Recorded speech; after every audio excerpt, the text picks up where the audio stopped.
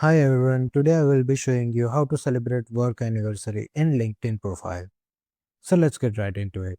First, open your preferred browser and go to linkedin.com. Once on the LinkedIn homepage, click on the button Start a Post.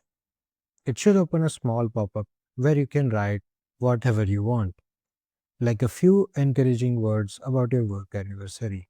Then, on the bottom, there should be an option named Celebrate an Occasion. Click on it and then click on Work Anniversary.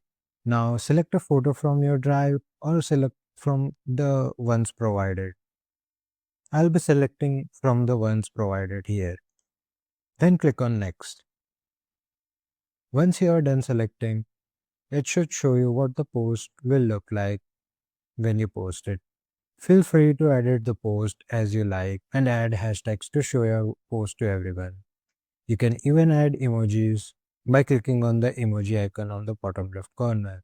Once you are done editing your post, click on the post button on the bottom right corner.